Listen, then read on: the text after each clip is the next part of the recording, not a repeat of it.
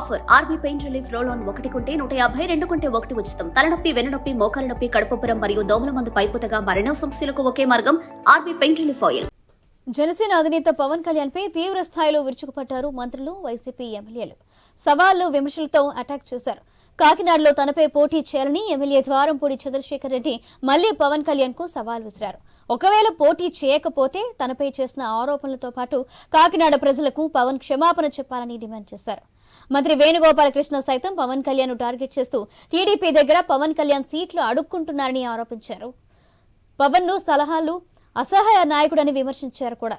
ఇక ఎప్పటిలాగే మాటల తూటాలతో పవన్ కళ్యాణ్ పై ఫైర్ అయ్యారు మాజీ మంత్రి పేర్ని నాని. కలియుగ భారతంలో సీఎం జగన్ది అర్జునుడి పాత్రేనని చెబుతూ పవన్ కళ్యాణ్ ను శల్యుడితోటి పోల్చారు. యుద్ధంలో ధైర్యం చెప్పినవాడే శల్యుడవుతారని అన్నారు.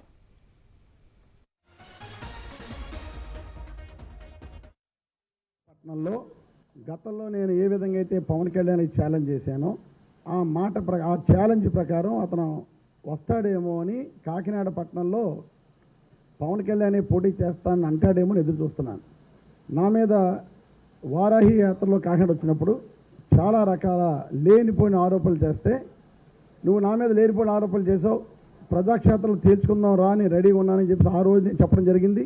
ఈ రోజు కూడా అదే మాటగా కట్టుబడి ఉన్నాను.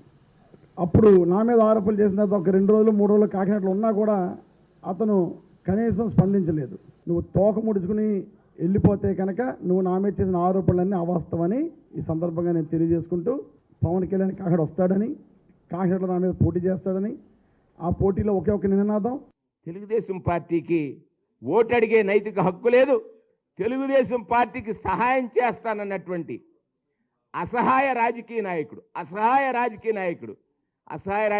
నేను ఎందుకంటానంటే, పార్టీ పెట్టినోడు నాకు ఇన్ని సీట్లు ఇమ్మని అడిగే ధైర్యమే లేనటువంటి వ్యక్తి, తనను నమ్ముకున్నటువంటి జనసేన కార్యకర్తలు ఇవాళ అలో అని మన ఏడుస్తున్నారు, బాధపడుతున్నారు.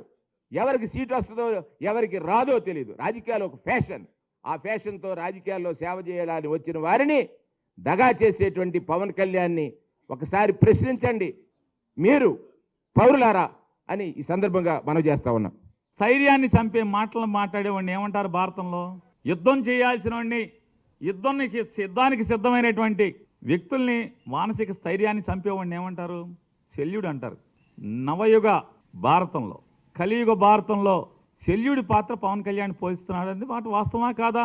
యుద్ధం చేస్తున్నట్టే అంటే యుద్ధానికి సిద్ధమైనటువంటి జన సైనికుల్ని నిర్వీర్యం చేస్తూ వాళ్ళ మానసిక స్థితిని చంపేస్తూ వాళ్ళ ధైర్యాన్ని చంపేస్తున్నటువంటి ఇవాళ కలియుగ శల్యుడు నువ్వు. నాడు కర్ణుడి ధైర్యాన్ని నిర్వీర్యం చేయడానికి ప్రయత్నం చేసిన శల్యుడు ఇవాళ మీ పార్టీ కార్యకర్తల్ని స్థైర్యాన్ని యుద్ధం చేద్దామని రెడీ అవుతుంటే ఆయుధాలను పక్కన పడేయండి, మనం పల్లకి మొయ్యాలి, మన చేతిలో ఆయుధాలు కాదు, మన చేతిలో పల్లకి పట్టి ఉండాలి, పల్లకి కమ్మి ఉండాలని చెప్పి చెప్తున్నాడు.